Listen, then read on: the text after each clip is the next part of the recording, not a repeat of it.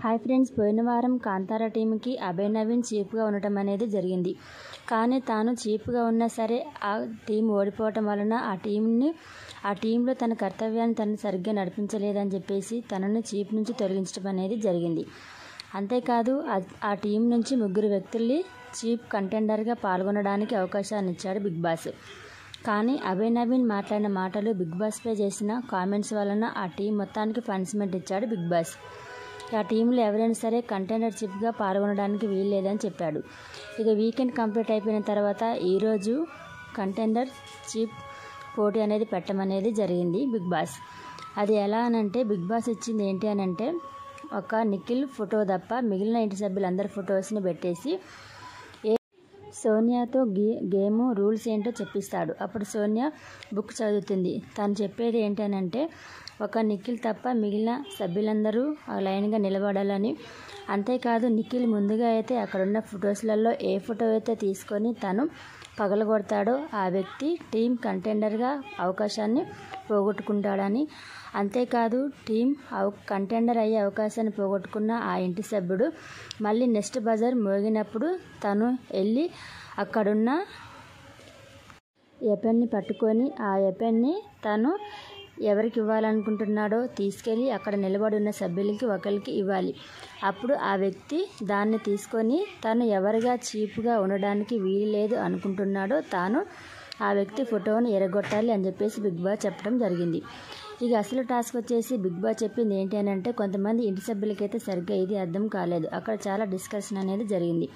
ఇక big boss ఇచ్చిన task ఏంటి అని అంటే, మొదట బిగ్ బాస్ ఇంటి సభ్యులందరినీ హాల్లోకి పిలిపించి, అందులో నిఖిల్ ఆల్రెడీ చీఫ్ అయ్యాడు కాబట్టి తన ఫోటోని తప్ప మిగిలిన కంటెండర్ ఫొటోస్ అన్నీ లైన్గా పెట్టమనేది జరిగింది.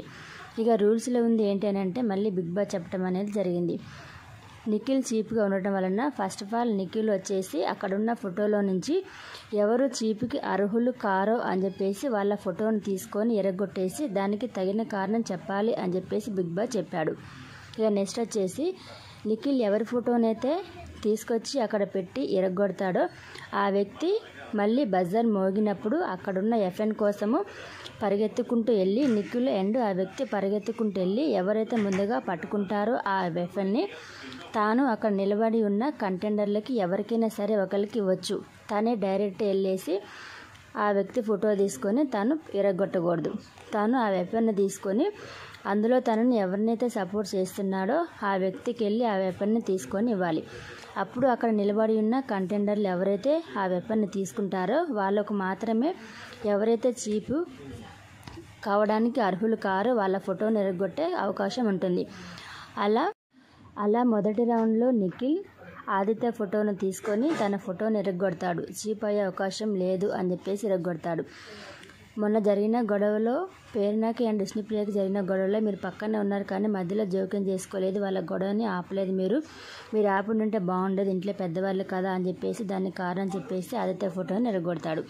ఇక నెక్స్ట్ బజర్ వచ్చేంత వరకు అక్కడున్న ఎఫ్ఎన్ కోసం ఆదిత్య అండ్ నిఖిల్ కాసుకొని ఉండాలి అన్నమాట. ఎవరైతే ముందుగా ఆ ఎఫ్ఎన్ని పట్టుకుంటారో వాళ్ళకు మాత్రమే అక్కడ నిలబడ్డ కంటెండర్లో ఒకరికి ఎఫ్ఎన్ తీసుకెళ్ళి ఇవ్వాలి. అలా ఆదిత్య ఎఫ్ఎన్ అనేది తీసుకుంటాడు. బజర్ రాగానే తను తీసుకొని వెళ్ళి పృథ్వీకి ఇస్తాడు. పృథ్వీ ఆ ఎఫ్ఎన్ని తీసుకొని తాను మణికంఠ ఫోటోని ఎరగొడతాడు. ఇది టాస్క్ అనమాట. ఇలా మిగతా ఇంటి సభ్యులందరినీ ఒకరి తర్వాత ఒకరిని ఫోటోలు ఎరగొట్టుకోవటం అనేది జరుగుతుంది. సీతకు మాత్రం 2 సార్లు అవకాశం వస్తుంది.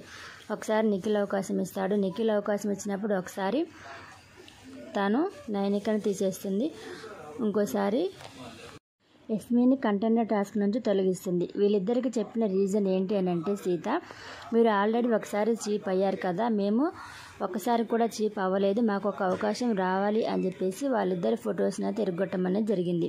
సీత పాయింట్ అయితే వాల్యుబుల్ అనిపించింది. ఎందుకంటే అవకాశం రాని వాళ్ళకి వస్తేనే కదా వాళ్ళు ఎలా బాధ్యతలు అనేది నిర్వర్తిస్తారనేది తెలుస్తుంది. కాబట్టి ఆల్రెడీ అయిన వాళ్ళని పక్కకు పెట్టేసి కొత్త వాళ్ళకి అవకాశం రావాలి అని చెప్పేసి తను స్టాండ్ తీసుకుంటుంది. అలా లాస్ట్లోకి వచ్చేసరికి ప్రేరణ సీత ఉంటారు. ఇందులో ప్రేరణ ఫోటోని ఎరగొట్టేయంగా సీత ఈ వారం 2వ చీఫ్ నెంబర్గా ఎన్నికవుతుంది. చూడాలి మరి సీత తన కంటెండర్ టాస్క్ని గెలిచి చీఫ్ అయిన తర్వాత తాను ఎలా బాధ్యతను స్వీకరించి ఎలా నిర్వర్తిస్తుంది అనేది మనం ఈ వారం రోజుల్లో చూడాలి. ఓకే ఫ్రెండ్స్, ఈ వీడియో మీకు నచ్చినట్టయితే లైక్ మర్చిపోకండి. మా ఛానల్ని సబ్స్క్రైబ్ చేసుకొని మాకు కొంచెం సపోర్ట్ అనేది ఇవ్వండి. ఓకే ఫ్రెండ్స్, మరొక వీడియోతో కలుసుకుందాం. బాయ్.